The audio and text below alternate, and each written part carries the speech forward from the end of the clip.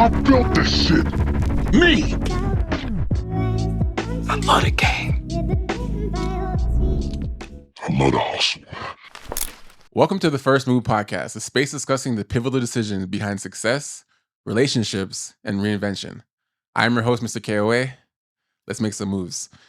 Now we got a fellow creative on the episode today, which is a good episode. This is gonna be a good episode because we actually had the pre conversation, kind of like the live conversation when I was thinking of even making this. I podcasted for years before this, took a break, and then I wanted to come back with another podcast.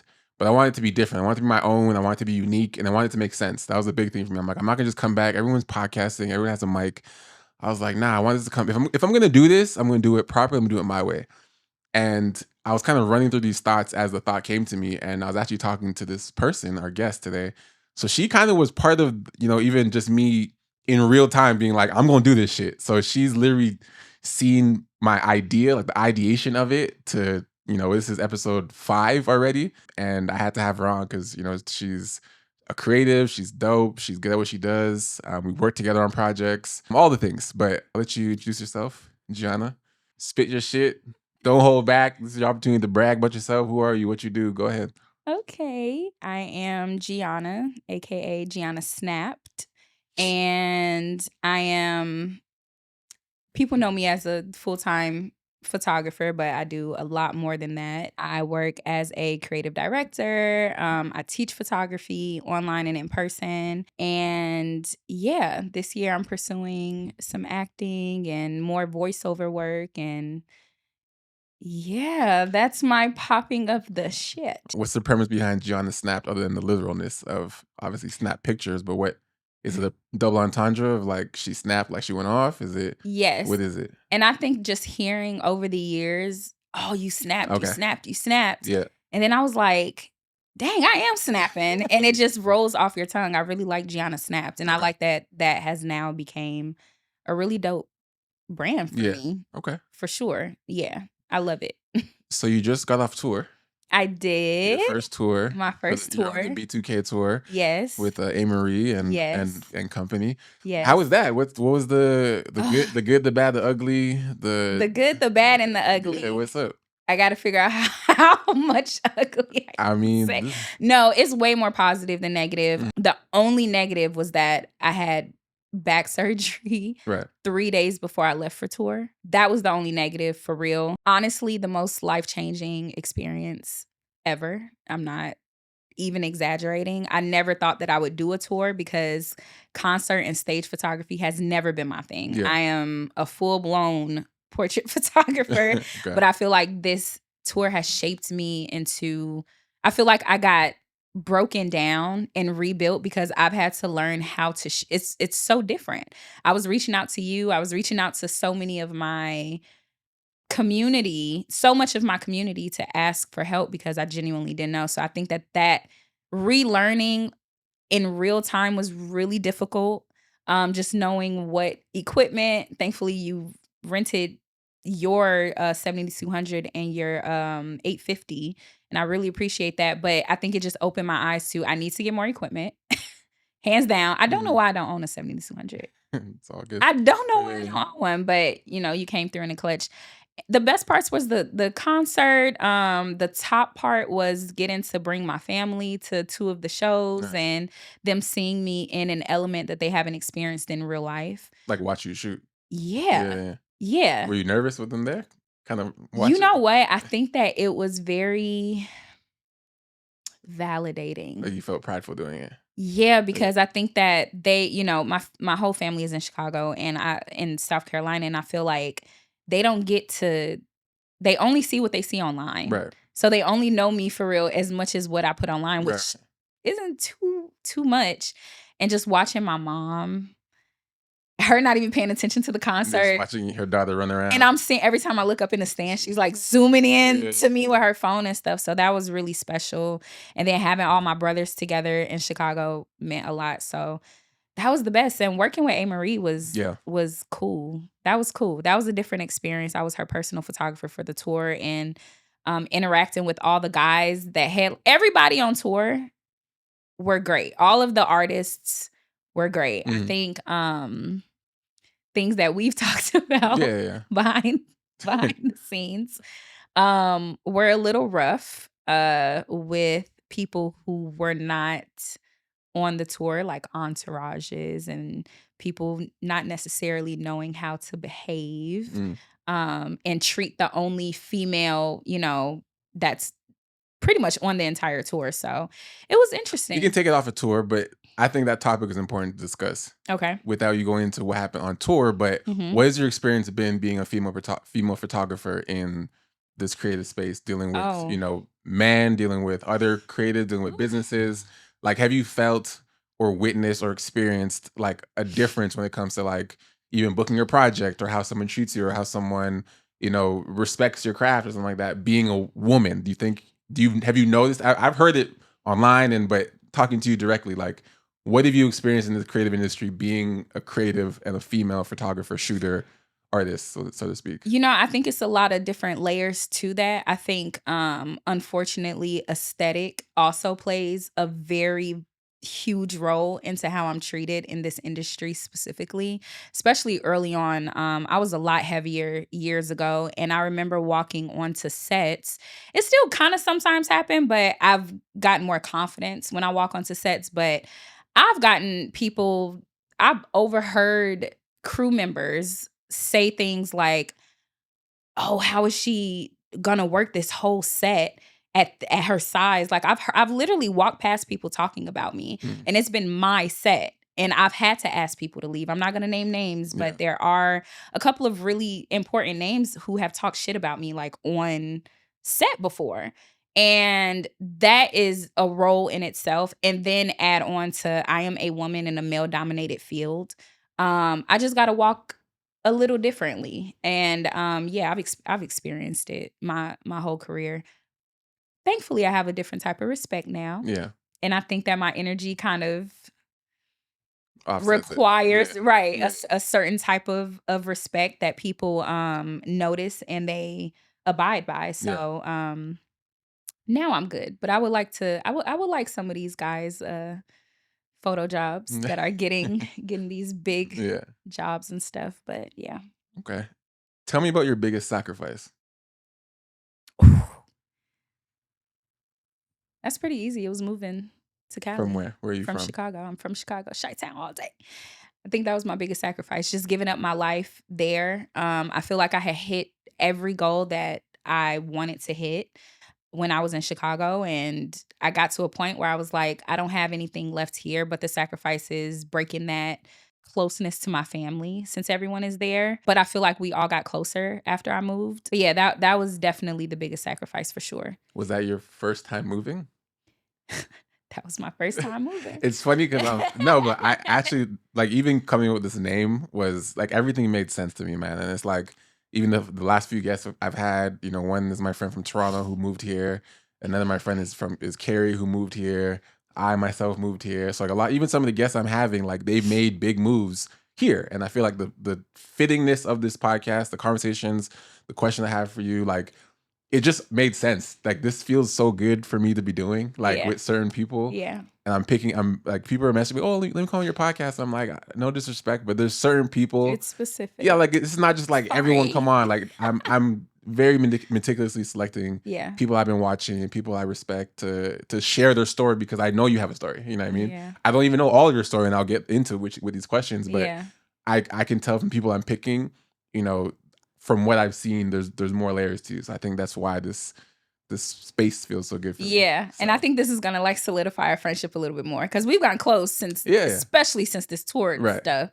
But I'm excited to give people a little bit more. I love that. So why did you do it? Why did you move here from Chicago?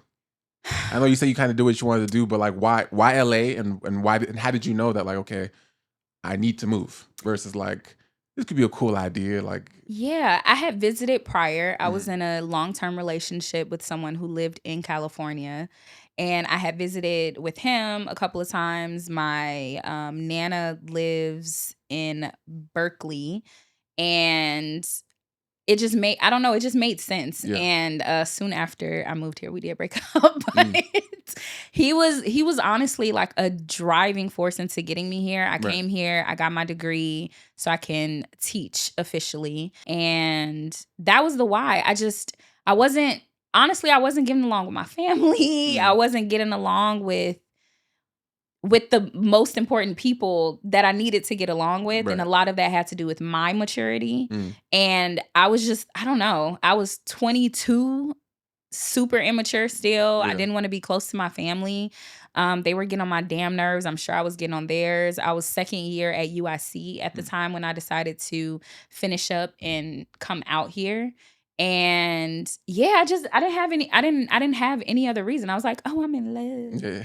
So let me just go over here. And I'm thankful for that relationship, because if it wasn't for him, I probably wouldn't have been here. Did you know the move to LA would work? No. I found an old white couple on, what's that? What's the website? What, Indeed? No, when people post like just different stuff. It's a bunch of posts from random people, job opportunity, Craigslist. Okay. Damn, I ain't been on Craigslist. Thank God in a minute. I looked on Craigslist and it was a old white couple that was looking for a roommate and didn't meet them, sent them rent before anything. That probably was my second biggest sacrifice. Costing the money. I just gave them the money. And I met them the day I moved into their home. Yeah. And they ended up being incredible. It was an elderly couple who was into health and fitness, and they lived in Ventura. I actually lived in Ventura for 6 years before I moved to LA. Okay. And I just did it. I didn't know if it was gonna work or not. I had no clue. I didn't know nobody here. He lived 7 hours away. You know, I just did it. Scariest thing I ever done in my life. Tell me about the first time you got paid to shoot something. It was actually before I moved. Okay, tell me about it. Someone gave you money to shoot what and why? I shot the dean of my college, her family photos. And she paid me for it because I was just taking pictures around campus. Yeah. And that was the first time I was like, oh, it was like a couple $100. Yeah. It was amazing. I was like, oh, I can make money with this. Right. And then I got hired as the school photographer at UIC for the semesters that I was there, and it just grew. It literally just grew, and it kept growing and kept growing. I was like, I want to be somewhere else. Also, Chicago cold as fuck in the winter. I'm from Toronto. I was sick of it. I'm from Toronto, so I know. Listen, I made the decision in the middle of a blizzard. I'll never forget. I was like, you know what? I'm out of here, and I was gone like 6 months later. Literally. That's funny.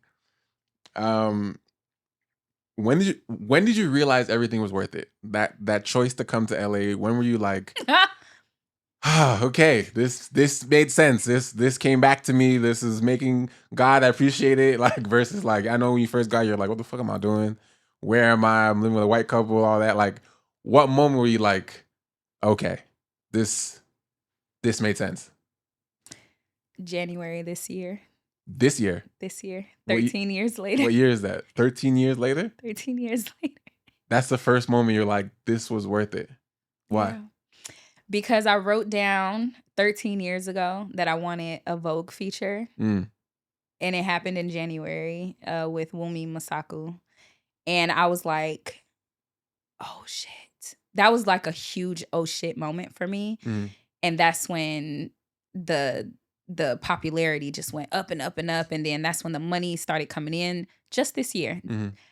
That has been something that I've questioned all the time. I think about getting a 9-to-5 every day because this life, as you know, it's so inconsistent. And we're on other people's timing, and we're on other people's paychecks and deposits, and, you know, all these net 30s and 40.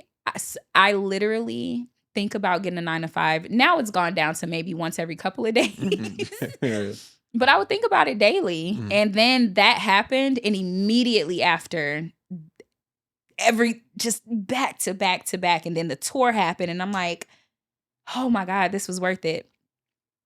You know what? As I'm saying this, I'm going to change my answer. Okay. It was actually when my mom and my sister came to the show, and they saw me in my element. That's when you I feel like that's when I was like, okay, this was worth it, because they get to see literally everything that I've been. Ooh, am I tearing up? Hey, man. We're not gonna cry. Hey, I cried on my own show. I know. I saw 3 episodes in. I was like, God damn. I know, but yeah, no. just seeing how proud. Hey, just seeing how proud my brothers were, like that was that's my answer actually. Yeah. Just seeing how proud my brothers were, and my mom and my sister. So yeah, we're not gonna do it. The show only gets deeper from here. Whoo! I need to take my glasses How long off. we in? What was that? Oh my God. 18 minutes in, we got tears? No, these will not fall right now. Have you had a relationship that changed how you were as a person? Changed who Gianna was? Has a relationship affected you where it changed you positively or negatively? Or both? Positively or negatively? Yes. But this is about to take a whole other hey. lane as to the why. Sure. Sure. I don't know if I want to go there. I will. No, I will. Yes. Yes. I feel like a relationship that I had, it wasn't, we were dating pretty seriously. I wouldn't say that it turned into like a full-blown relationship, but we were not boyfriend and girlfriend, but it was a relationship. Yeah, it was a relationship. And we were together every day, and I would spend weekends at his home, and we had a lot of fun. I think positively, he single-handedly made me into a woman. And I mean that in every sexual way possible, and built my confidence in a whole different light, and just letting me know that I can be adored in a sexual room. Like I can be talked positively to. I can have affirmations. I can be built up, and that can, roll over into the next day. I feel like dating him, I started to walk a little bit differently. And yeah, he was good. We fell out over some things, but we were he did. I've had someone that I was with that has made me a more negative person, but that was super early on, and right. But yeah. But we'll stay positive. But so are you still in contact with this person? No, not at all. Oh, you guys blew up after that. We didn't blow up. We just had a conversation. We just ended it. We had a long talk. Yeah. And it was just a lot that was on his end that he was dealing with, from his father passing to the Altadena fires, and his home was affected. It was just a lot of things that were happening, and I became kind of in the background. And y'all know how y'all do when y'all just going through. Y'all manage. Y'all not the best copers. Y'all don't know really how to bring a woman, like lean into, he didn't want no help. I just got completely shut out, and it didn't feel good, and it just kind of phased. But you know who you are if you're watching this. Hey, listen, man. Whatever the show rekindles is none of my business. It's not gonna rekindle shit. I do think that sex can be healing when done the right way, and I feel like he healed so many parts of me that I didn't think was possible. Wounds and insecurities that I didn't even realize I had until I started dating him. And he literally patched all of that up and was like, wow. Show out. Yeah. And so I walk differently because of him, for sure. I love that. Some shout out to you, nigga. Shout out to you, nigga. What was the one move you made that you feel like, and this might have been the move, but there might be something different. What was the one move that you think you made that changed the entire trajectory of your life? One specific move. Obviously, moving to LA changed the direction, but is there one move you made, like one decision you're like, fuck, I'm so glad I did this? Yes. That changed everything. Yes. And shout out to my little brother, Ephraim, for actually pointing this out. I'm so glad you asked this question. I had a really emotional conversation with my brother, and he literally was gassing me up about the tour. He's like, that was one of the best nights of my life, blah, blah, blah. I was so happy to see you in your element. And he was like, you know what I realized? I realized that you really turned into a photographer when you did your Black History project.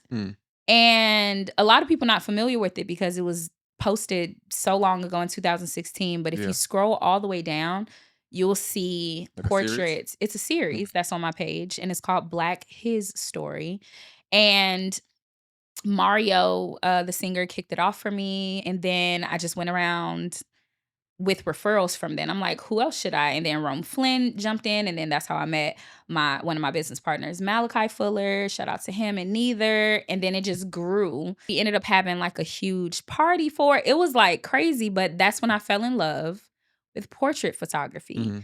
So previously I had spent 2016 in Paris doing fashion photography, and I just knew fashion is what I wanted to do. I wanted to do Vogue and Paris Fashion Week and New York Fashion Week and everything, which is still cool.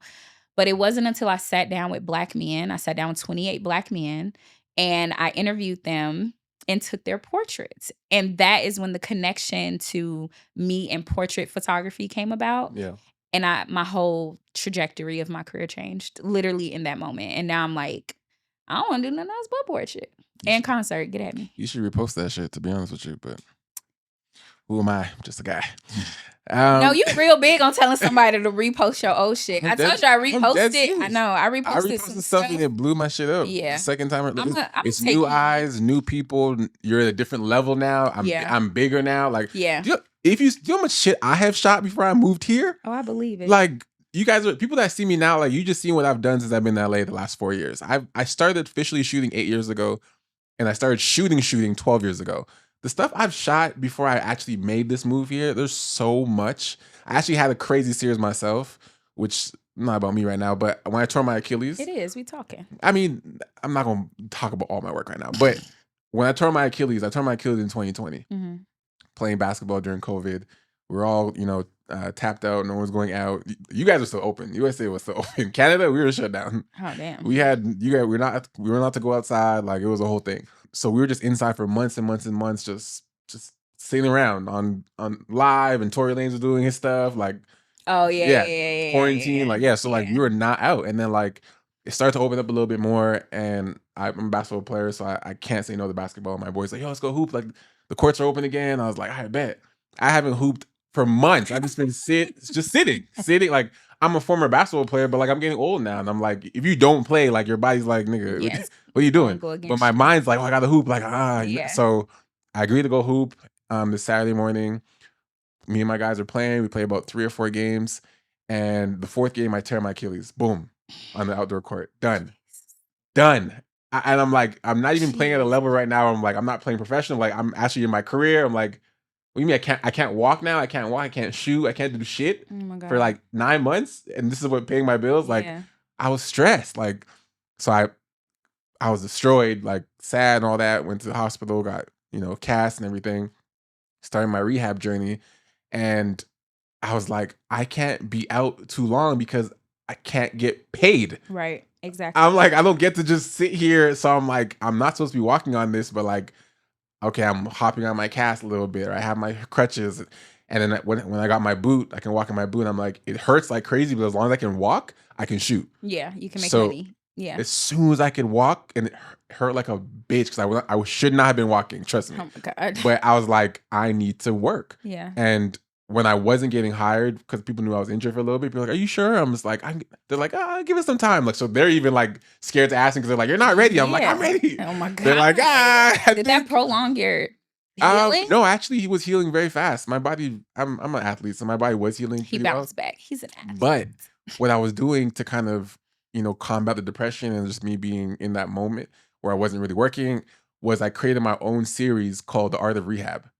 So essentially, that's some of my best work. I'll show you one day. I'm like, I ain't heard about this at all. I mean, it's 2020. We're in, The Art of Rehab. The Art of Rehab. I love that because that can go into a lot of different layers. So I basically created a series where I reached out to any like models or my friends that just wanted some free pictures on me. I wasn't charging them. It was just a way for me to still shoot and stay creative while I was rehabbing. I was literally pulling up to wherever they were. I'd find a spot. I would create an idea, concept, and freestyle to shoot. Like, let's go downtown. Let's go here. Let's go to this alleyway. I have an idea for you. And I pretty much would shoot them while I was on my cast. Like I was limping around, like going around and just shooting them. It was so good. I wanted to prove to myself I could still shoot at a high level while being injured. Yeah. And it was killing. It was hurting so much. Oh, but I'm like, I need this work to look like I'm not hurt.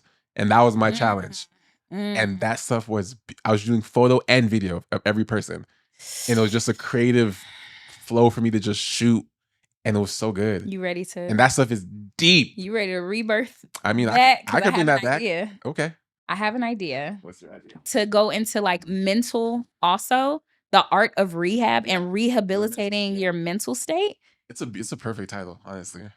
Damn, I swear to God, you be coming up with the best fucking titles.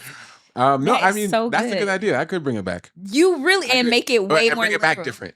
Bring it back, because it's not me anymore. But I can bring it back as a project for other art. Oh, that's crazy. I can bring it. We keep doing. I can bring it back it's my own project, my own story. I still have my story of being hurt myself, but the evolution of my own personal project can now be a project for other former athletes, professional or not professional, and just the mental hurdle it takes to get over. And it could be like an interview series / portraits where it's not even. That's what I just said. I thought you meant just for those. No, I said do an interview. Oh, do interview / portrait. So it literally is just their story and their photos. That's a layup. I mean, I don't know. Ooh, that's a layup. Oh, you should with the terminology.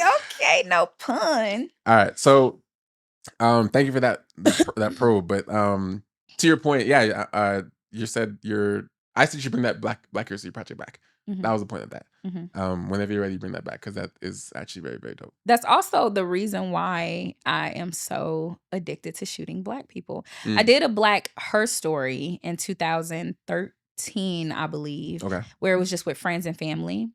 And then I wanted to bring it back more, but I fell in love with shooting Black people. This is when around the time I started honing in my color contrast, how I edit photos and portraits and stuff. So that was a really pivotal moment for me. I'm really glad my brother said that. I never would have thought about that ever, but he was absolutely correct. Yeah. So that whole section of questioning was called the first move. So all of that is just learning about you, the behind how you started, the moves you made, so on and so forth. And that brings us to the second section, which is called the first date game. So it's perfect to have alignment of firsts. And I'm in the brand of first. So just all of it made sense to kind of tie everything together. So for this section, we both pulled 2 questions from my game, and we both answer our own question. Okay. And see wherever it takes us. So pull 2 cards face down. 2? Mm-hmm. Just top 2? Yep. I don't know if I got 2. Do I got 3? I got 3. Cool. And I'll pull 2. I gotta act like the camera's not here, and I'm just talking to you. I'm trying to like ignore the cameras so I can. You should. Flip your first card. As authentic. Are you a need space first or talk about it now person? Go ahead. I'm both. Explain. How are you both? Depending on what determines what. In person, I am a talk about it now person. Over text, I'm a need space first person. So give me scenarios. So like if you have an issue and the issue is happening over text, you need space. Is that what you're saying? If you guys start arguing, this is hard to answer because I know there's a specific person that's gonna be watching this, and he's gonna be like, "Yes, he gonna call cap on me so fast." But so tell the truth.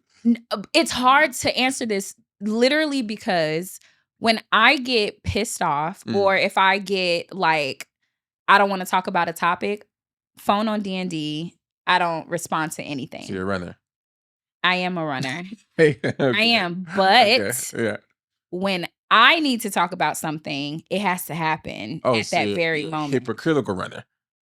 Damn. So you run when you want to run, but they can't run. I hate when they run. Oh. I really do. But you love to run. it's like, why you need space? But I know that I know. It's so hypocritical. Okay, as long as you know. At least he'll be proud of me to know that I told the truth. Yeah, as long as because I don't know. Yeah. It's like when I'm done, I'm done.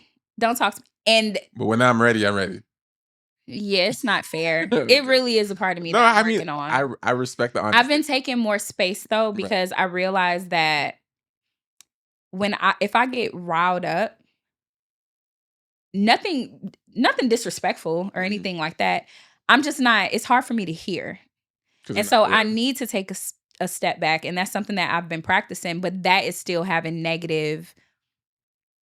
That's just still having negative output, apparently, because if I take space, it's like, just give me a second. Because if you want me to talk about it now, it's not going to be what you need to do. And I need to put my logic before my emotions most times. And I'm working on doing that. It's bad. I respect it's not that bad. I respect the therapeutic Those honesty. who can handle it well. I'll pull another one because this question is for 2 people. Okay. One more. This question is also for 2 people. It's the game is also to be played with someone you're interested in. So there's certain questions that I would answer if I'm like into you. Right. So like it's not a question I'll answer on this interview. Right. Have you ever cheated on a partner? If Never. yes, please expand. These are my questions, but you can answer if you want. Sorry. Go ahead. I mean, you can answer if you want. No. I mean, your answer is no anyway, so yeah. So it's a boring answer. Give me the tea because boring answer is crazy. I've entertained someone, but I've never actually. I've cheated on a partner before. I've cheated a few times. I've cheated twice in relationships. 2 different people. 2 relationships. Sorry, not 2 times. It's 2 people. I've cheated 2 times in my life, actually. Like, honestly. So, okay, hold on. Then I've been in a relationship where I have not. Okay. More than I have. Okay, truthfully. but when you cheated, was it multiple times? The very first time I cheated, it was 2 times, and I told her both times. And the second time I told her, it's a strong soldier. Second time I told her, I said, "Listen, we got to be done. Like, I need out." Like, I was, and at least I'm very forward. Like, I feel like cheating is cowardly, and I'm not a coward. So when I did it, it wasn't like I'm gonna hide it. I'm just like, I'm gonna tell her. It was like, I knew I wanted to do it. I'm gonna do it anyways. I'm also gonna tell her. That's how. Versus like, oh, I'm gonna. It was more just like, fuck, I'm in a situation. I respect. I'm about to do this shit. I know I'm gonna do it. Have you ever thought about non-monogamy? Of course, definitely. I definitely thought. Is that something that you think? Yeah, I mean, I'm open to it. I think it just has to make sense. I feel like I've been in scenarios where women have been okay with it. Mm-hmm. I haven't actually done a non-monogamous relationship, but I've had conversations where I've explained how I view it, and I feel like I'm not territorial personally. I'm just not. Some people are, and some people that are cannot do that. But I'm not. Like, I'm very like, you're your own person. Do your thing, whatever. But I feel like what has happened when I have this conversation with certain people, the women that I've met that I have had these conversations just being open to the possibility, they're not that way. The discussion typically is always around, it's like, I would understand if you want to do it, but I wouldn't want to do that thing. And I'm like, I get that as well, because I feel like some women can do whatever they want, but I feel like most women, I can truthfully say from what my personal experience, women I've talked to, you guys really need emotional connection to just do that. To just, not that you guys can't, but I feel like the majority of you guys need a connection to get going, multiple partners, just sleeping with a guy. I think it's different types of non-monogamy, right? So it's also the guys that want to be, or women, whoever wants to be in actual relationships with multiple people, so they do require an emotional. Well, that's what I'm saying. You're talking about polygamy. Polygamy. I don't want multiple partners. Got you. I don't. You just, one girlfriend is enough girlfriends. You just you have just thought about the possibility, that's what I'm saying. And then being able to freely. I would never. Do not have the capacity or the interest to have more than one girlfriend that got hey, like, good morning. I know people who want that if they will feel very fulfilled. If not interested. Listen, the That's fair. the commitment I have to one woman is so much that like for me to be like, that means that you really enjoy going above and beyond for one person. I could not be again and you. I've again witnessed and that you. with you dating. You know what I'm saying? Yeah, you're very like you spend a lot of money. She's just Aaron. Nah, let me tell you. That's crazy. You spend a lot of money. Oh my! It would be a lot to spend have a lot of money. The way that you date. She said you spend a lot of. Hold on. Ryan, you spend a lot of money. Ryan, the way that you date. I spend a lot of money. Ryan, the way that you date, you could, yeah. You could have multiple women, but if you was in a polygamous situation, that would be a lot for you because of how you date. Like you are lavish. Ryan is lavish. If I leave my house, it's expensive. That's not true. Well, in California, probably. Exactly. No, you're lavish. I feel like yeah, it would be difficult because you put a lot in, you take it seriously now. Yeah. Yeah. So yeah. Yeah. I mean, I'm not doing that for most people, but yeah. I'm also not opposed to like, being in something fully committed to that person. Yeah. And then if I meet somebody else or I travel, right, or I'm interested in somebody, like you can have the freedom. I can sexually do something and not be connected to that person. I've done that for my whole life. I can also no, seriously. I can easily sexually have a relationship with somebody and not be connected to them or not be interested in being with them. We all have done that for sure. I think the majority of that is for me. I think when I'm in a relationship, then I'm like, oh, I'm connected to this person, so I'm going to be sexual with this person in a different way, in a very specific, intentional way for that person. But you would like the freedom that if you're like traveling or something that you will. I'm not opposed to that if they're cool with it. But you're also not opposed to being fully committed. I've done that as well. Got you. You know what I mean? I think it's can you be with somebody the rest of your life? One person the rest of your life? If you was to get married in a year, could you at this point in your life be with one person the rest of your life? I could be with them. Ryan, shut the fuck up. I could be with them. Be with them. If you're asking, would I never want to have sex ever again for the rest of my life with anybody else? No. This is the only pussy you're going to have the rest of your life. That's not even realistic. That's not even realistic. You think you're about to say that's not realistic, period, for me. Oh, for you. Maybe man, do your thing. Guys, hey, do your thing. I think it's more unrealistic than we want to admit. Yeah. That it's not even I don't even think it's an actual natural thing. I think it's a level of discipline, a level of choice that you're forcing yourself and choosing to do for your partner, out of respect and so on and so forth. But I don't think it's a natural thing to like, I don't want anything else. I'm not interested. It's probably not natural, but also like it takes a level of discipline and control, which I don't even think is that deep for some people though. I don't think that every single man who is on this planet has a natural instinct to do that. I think there are men who genuinely are like, I want to get married. I want to be with one person. 100%. I don't care for all of the extras at all. I think maybe you could be born with it, but I don't know. You know what I think it is? I think there's nuance to it. Mm-hmm. And there's more, to give you more context, it all depends on how that man lived his life.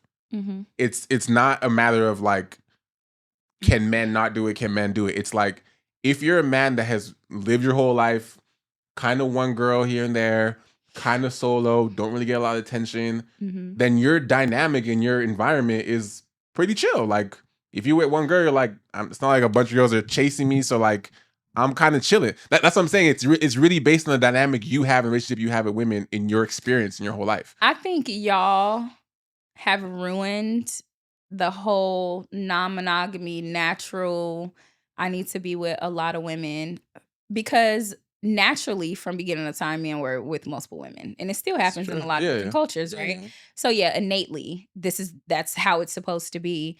But y'all fucked it up when lying got introduced to it. I'm not lying, but yeah, I know the niggas are lying. No, just in general, I feel like there's just so much sneakiness. We would be much more. I was in a non-monogamy. Non-monogamous thing last year. But it was vocal. It was very vocal. It was vocal from the jump. And I was like, I ain't never did this before. I'll do it. And we just had a couple of rules, and it was just like, don't have sex with me within 7 days of having sex with somebody else. Mm-hmm. If I ask you a question, answer the question, and just don't lie. Yeah. All that went out the window in a matter of 2 days. And so I'm like, damn, you had it. You're like you had it perfectly. You're like, you already fucked up. Yeah. So from then, I'll forgive, but it's very difficult for me to forget. Right. And so then that's when I feel like y'all introduce insecurities that would naturally not be there with certain people, especially women like me. I feel like I give so much grace in the beginning. I will say, not one person on this earth that I've ever been romantically involved with will say that I started off mean. Probably all of them will say that you I just become mean. But I'm a reciprocator. Okay. So if you take away trust and you keep taking away trust, my whole aura is shifting. To be Gianna snapped. If you you ate that, I ain't gonna hold you. You ate that. I start to become Gianna snapped, but it's not even like. It's a little bit of snappy. I think everybody brings out different sides of everybody. Different versions of you. The camera one or the crazy one? Yeah, but that's making it seem like I'm like crazy. I get it. You're saying it's a result. It's a result. It's just a result. It's just a result. And I feel like when I start to feel sneakiness, my intuition don't be lying to me. Yeah. I'll ask you questions that I already spiritually have gotten confirmation on, and it's just a matter of you being honest about it. So I feel like I would be good in a non-monogamous situation because I want to see other people too, hey. But it's just got to work. And I feel like that has just been ruined over time. That's why we don't have a lot of trust for things like that. I respect it. Yeah. Answer your second question. Oh, I forgot I had this.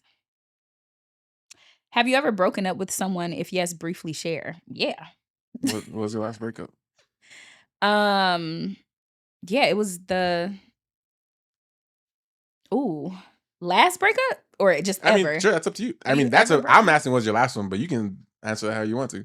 Almost all of the relationships or situations that I've been in, I've ended it. She's a heartbreaker. I'm not. No. When to walk away. Yeah, because I have a very high standard for myself and a very high respect for myself. Yeah. And if you don't respect me even half as much as I respect myself, this isn't going to work. Yeah. I don't like being talked down to. I don't like being cheated on. That's why I thought the non-monogamous thing would be for me, because I'm like, that part. That just created a whole list of other, things. So yeah, I usually end things. The last couple of situations have been a mutual conversation, though, that I've brought up. So the ones that you end, how do you do it? Can we talk? I don't do text. Is that how you start it? Yeah. How do you start the breakup? When you know it's coming, how do you start it? Hey, are you a runarounder? Hey, a runarounder. Hey, how's everything going today? What about me gives you any sense that I'm a runarounder? I just want to know. I just want to know I just want to know when you know you're breaking up. How do you start that conversation? You just hit them on something like, "Hey, let's talk," or is it like? So go ahead. How do you get into it? That's all I want to know. If it's what's your calm, plan? If we don't have a lot of beef, and I just know it's not going to go anywhere, it's literally, "Hey, can we talk?" I mean, I have a voice note currently on my phone that I sent to someone. Do you want me to? No, that's cool. Like I could play it. I literally just sent the voice note to someone last week, and I was like, "Hey, I think you're great, but I think we should just go ahead and end this because it feels like we're wasting each other's time." It was somebody that was in a whole other state, and I didn't want to just keep doing that, so I just ended it. I was just like, "Be blessed, take care." I love how you start with a compliment, though. Yeah, I always compliment. And also, if you've done me the worst, if I'm ending it, I'm a compliment you because I'm gonna tell you what you did for me. And then it's gotta end. We just gotta go there. I've been broken up with though. Yeah. And I've ruined 2 relationships. Okay. 2 relationships that they were in already. No, fuck no. What do you mean you ruined? I've ruined my own relation. Like I've been in 2 situations where I was with 2 different people. I've been the cause for a breakup. Oh, you're saying you ruined that relationship. Yeah. Yeah. It's honest. Yeah. My second question is, have you ever made a sex tape? I wish I got that question. You still have it. I mean, you can answer it. It's free for all. I've made a sex tape. I don't still have it. I don't have anything I've ever made. That's actually something a lot of people are surprised to hear. Nothing? I don't have anything. I'm not a keeper. But are you a recorder? No, I've done it and I don't keep anything. I'm saying, you saying like I've done it. Like you've just done it like I've a couple recorded, times. No, it's not a thing that you do regularly. No, not regular, but I've done Okay. I've done a couple times. But I don't keep nudes. I don't have nothing. I don't have no residue of anything. The amount of naked stuff I've received, videos. Oh, well, that's different. No, but niggas keep stuff all the time. Niggas have whole vaults of. That's a whole thing that guys do. By the way, I'm niggas. I'm sure you have. That's what I'm saying. Like, I think it's surprising when people ask me. I'm like, for sure. I have my phone actually has no nudes in it. I don't keep nothing in there. I am the complete opposite. So you made a sex tape and actively make sex tapes and you keep all your nudes. I absolutely love how I look having sex, giving oral sex, receiving. And so if I think about it, I'll record it. I have so many videos, not on my phone in case anybody want to try to hack it. Well, I got a couple, but yeah, I love the visual. I'm a very aesthetic person. Just a couple weeks ago, I teared up, because of the silhouette of somebody while they were on top of me. I literally started tearing up. I was like, oh my God, you are beautiful. And it was like early in the morning and just the shoulders and I was like, I wish, and I said it actually during sex. I said, I wish I was recording this right now. Oh, you recorded with your eyes. You can actually record this. Yeah. I wish that I could have grabbed my phone and and just got it. Because it was stunning. I just love beautiful things. Yeah. I like Polaroid, like the old film cameras. I did a whole thing with that. I love it. Oh my God. Have you ever thought about getting into porn? Fuck no. Why is that so crazy? No, because why is that where you draw the line? Because that's for me. That literally is only for me. I don't watch porn. If I need to get off, I literally will just go to one of my videos because I can put myself directly in that scene. But that's so interesting. So you love making them, you love creating them, you love watching them. Let me be clear. You don't watch any porn and you wouldn't do porn. I don't watch porn and I wouldn't do porn. Okay. Because it has to be with somebody that I truly love and care about. I'm not no random. I don't sleep with a bunch of people. If I'm sleeping with you, it's because we have a really, really good connection. Yeah. And not just sexually, outside of that. Because once everything outside of that is ruined, I don't want to have sex. Right. So that's just that. But no. But also, my morals keep me without millions of dollars. Oh, gotcha. Truly, if I already broke through the ceiling, you go for it. If my parents were deceased. You don't want nothing to get back to anybody somehow. If my parents were deceased, if my nieces didn't exist, I have 8 nieces and 3 god babies. I feel like everything that I do is in representation of that. And so I would be absolutely mortified. I would own it if it ever came out because I really be doing my thing. You know what I'm saying? But I wouldn't go and put anything out. No. My morals, keep. So you're not opposed to doing it. It's more the repercussion of what would happen if you did it. But it would have to be a couples porn. It can't be with strangers. Cause it would have to be couples. I'm just getting to you would do it. It's just I'm just trying to get through the fluff. trying to cut through the butter. No, I'm like realizing also as I'm just without talking. The repercussions of it getting to any family members or affecting your reputation with your family or peers. Yes. If you were masked up, would you do this shit? I've thought about this. So that's okay. You know, oh my God, we just gotta talk it through. Run around just to get to get to the masked up Gianna snap porn. That's what we needed. No, what happens is I speak. I'm a yapper. Okay, and I come to a lot of realizations and conclusions as I'm speaking. Okay, and I'm like, oh, you know what? Now that you're like pressing, maybe I would. I even pressed that hard. That's the crazy part. Now that you're pressing me. I guess you're forcing it out of me, I guess. I've thought about it in a very specific way, though. Like, I'm a creator. I've thought about it in a very, very, very specific way. To be artful with sex. It's got to be artful. Okay, yeah. You know, I'm a huge nail girl, you know, so things have to look a very specific way. Just bottom line, she gonna do And porn. my tattoos got to be. She gonna do porn eventually, guys. I'm not gonna do for porn. My career is gonna do what it needs to do. Damn it! If I almost end up on the street, let's revisit this conversation. All right, guys, look out for Gianna slaps. Okay. Oh, it's coming. Oh my god! It's coming. It's coming. Ryan, don't make me name the podcast this. Right. I'll run this episode as Gianna slaps. People don't know what the fuck I'm talking about, but you'll know. Don't make me run hilarious. Gianna slaps. I love it. I might make that the podcast episode name. Text me that later to save, just in case I change. So that brings us to that was the first game section. That was great. Cute. How was that? Cool. Amazing. I gotta get this game. That brings us to the beautiful First Move podcast album wall that you see. Yes. Obsessed. I've added to it. I have 2 albums that's supposed to go here. I'm waiting on the frames, but those are the Michael albums, which are right here. This album wall, everything on here I've connected with, played, has impacted me in some way in my life and my career, you know, growing up. And a lot of them I'm sure you connected with as well in different ways.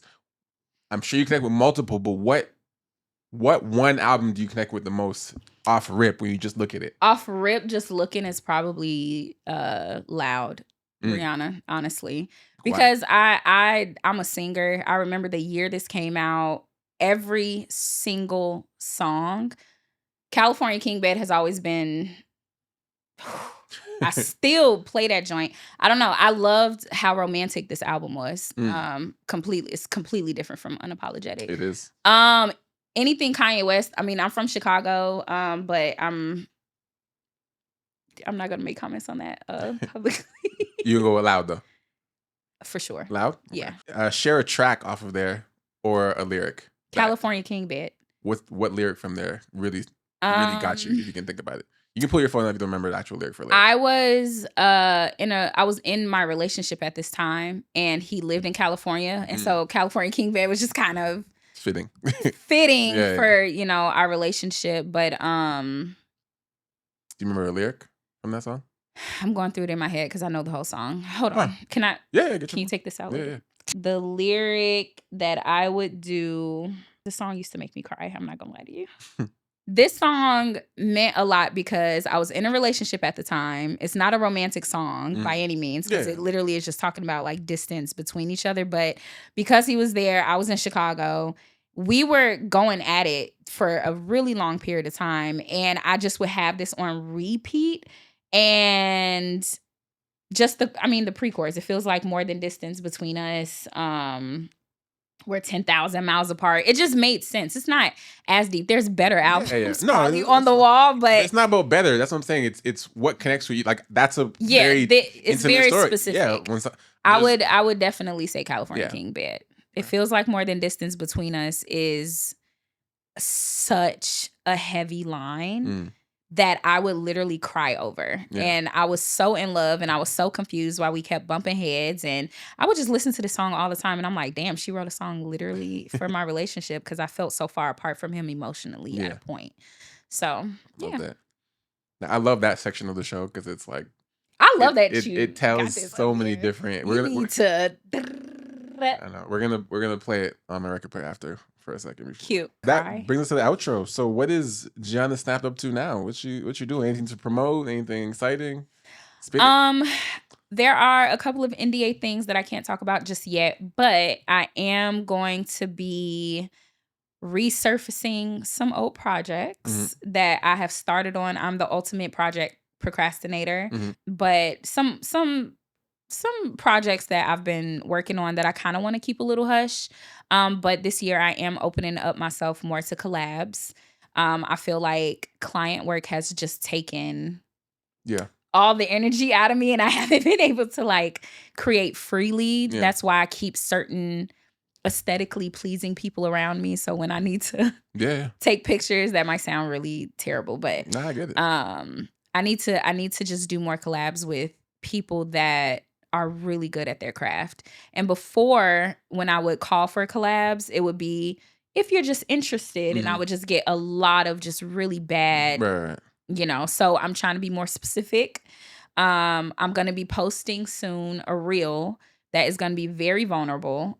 Just telling people what I need. Mm-hmm. And the need is a team this year. Yeah. I'm working on getting signed by an agency. I would love to be represented at some point. That's really hard in this industry to get a good representation, a good contract, a good agent. But I just want bigger projects. ABDM Studio really inspires me, like a lot. And they're signed and they're just incredible. And yeah, that's what I'm working on. Just some quiet stuff right now that will be more prominent soon. Okay. Is there any move that you hesitated on that you wish you would have made either sooner or just curious of the outcome? Is there any move? Yeah, I would have applied to these agencies years ago. I feel like my life probably would have been a little bit different financially. I'm cool, but I felt like it probably would have been a lot different if I did that. I wish I had the confidence to think of myself a little bit higher in order to stick to reaching out to people. I don't know. I be feeling like me reaching out constantly to people to like, hey, look at my work. You think about, if y'all ever sign or, I would really love your representation. I feel like that's like a form of begging almost. And I kind of just want to be discovered, but I know that that's not reasonable. Right. But so I'm just gaining the confidence with that. So I wish I would have worked on that more a little bit. All right, fair. That's a good question. What is your superpower and where do you get your confidence from? My superpower is being able to bend light so easily and make people feel comfortable in front of my camera. I think that's a superpower because a lot of photographers don't have that. A lot of photographers got terrible reputations about making people feel weird and uncomfortable. So I think that's a great superpower. I have a great, solid reputation with my career, and I'm really thankful for that. Being a light bender, that's kind of epic. The fact that we get to do that, yeah, that's kind of epic. Like God gave me the power to bend something that He naturally created. Like that's crazy. And where do you get your confidence from?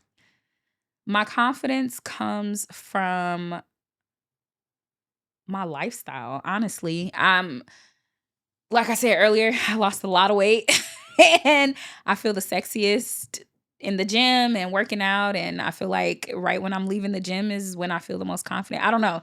Or like a super successful delivery of photographs, maybe that can kind of be equal to that. But yeah, my physical lifestyle and then the delivery of images is like great. But I mean like your core confidence, like how you carry yourself in general. Where does that come from? I mean,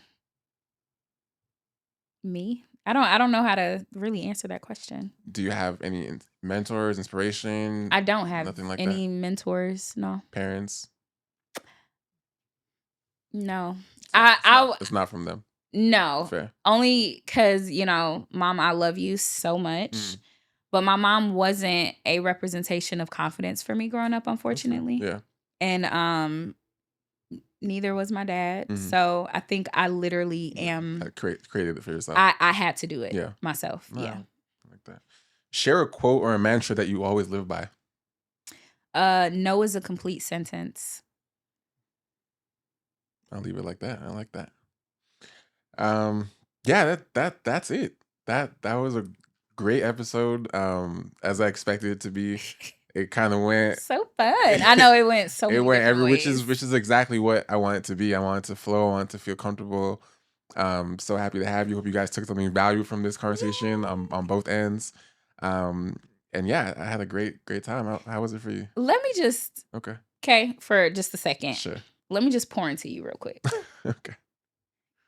I don't even remember how did we meet? Damn, how did we meet? Like the very first time? Was it in person or on Instagram? Probably from Instagram first. Did we get put on a project together? Was the first time I met you at Project with Malachi? Probably. Is that the first time I actually met you? Probably. Okay. That would make a lot of sense. Okay. I don't even know what year that is. Let me tell you something. There are specific people that give me confidence in my photography, that inspires me in my being as a creative, specifically as a creative. One thing that I love the most about you, outside of you being a daddy, okay? You're a great father. Thank you. Great creative. You have an idea, you literally put action into it the same day. I have never seen anybody who work as hard as you when it comes to putting your ideas out there. It has lit a flame under me. And it happened the day we did this, came up with this and this whole idea, resurfaced it. And the way that you literally rebirthed everything in 26 days is one of the most beautiful things. And I don't think you understand how inspiring that is. The things that you post a lot. But the specific things that you post that really get creatives off the couch and into their bag has shifted how I view my own creativity. Because it's like, if I'm watching this person, we're like giving ideas to each other. People can give me ideas every day and I'll be like, Yeah. Okay, your ass had a logo made that night. You are phenomenal. You are one of the greatest people that I personally know. And the way that I watch you grind for your daughter, for you, I want you to have all the things in the world. You deserve every single thing. You do not sleep for real. I don't. You don't. You're always fucking tired. Yeah. You're always tired. But it's because you're not on the streets. You're not doing shit you're not supposed to be doing. You literally tap into your creative bag when you have an idea. And that is a superpower that I noticed on you. Thank you. You're not a procrastinator. You pour into your gift. You water it. You really take advantage of the thing that God has lent you. And I think that's really beautiful. And that's something that I work on every single day.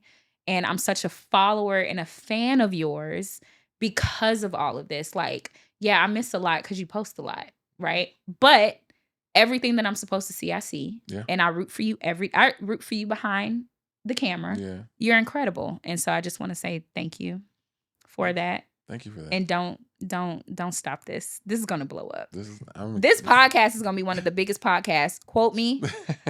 Thank Cut you. it. Post it. Thank you. In a year where you got the heavy hitters. We about to get Obama on this bitch. Hey, I don't know who's coming through, but LeBron, get at him. But no, thank you so much for sharing that. Yeah, I feel like I don't know. I feel like a lot of it has come from just my experiences I've gone through, without getting crazy deep again. But like when you come from very humble beginnings, when I've my backstory is insane. If I really got into it, from living with different parents, back and forth, from moving a bunch of times in my life, having to start over and over and over as a kid and meet new friends like it's forced me to be like really hone in on like what I enjoy, what I like, and who I am. Yeah. If you want it, you get it immediately. I don't have, and I'm also the eldest. I have 6 siblings. I'm big brother. So it's like, they're all like, what is Ryan doing? How And cool. I've been that forever. Yeah. So I feel like even from that responsibility through my whole life, it's kind of bled into just my career where it's like, I don't mind being first. I don't mind going through the door. I don't mind walking through the darkness and no one knows. Like, I'm like, I'll go, fuck it. Let me do it. I've just been that. Have you ever disappointed your siblings? As an example. You'd have to ask them, to be honest. Yeah, I don't know. I'm sure I have. I mean, I'm human. I'm sure there's things they probably don't agree with me, or we've fallen out for different things they may not like I do, or they're emotional about something, or I'm not as close to all of them because our age gaps are different. It's like there's a lot of reasons why I'm sure I'm disappointed. Yeah. You know what I mean? Like I'm the eldest, but I'm also like there's 10-year gaps, 15-year gaps, some 20-year gaps or something like. So, you know what I mean? So it's like I'm sure some of them are probably wish we were closer, but I'm like I think they look up to you a lot. You're doing it. Thank you. You're really doing it, and I'm really proud of you. For real. I appreciate that. But yeah, that's a wrap. That's the end of our podcast. And I'll just close with my closing line. Making the first move will always be hard, But the regret for making no moves will always be harder. The choice is yours. Damn, that was deep. Oh, you do say that at the end. Yeah. That was great. Yeah. Ryan, what the freak? I built this shit. Me. I love the game. I love the hustle.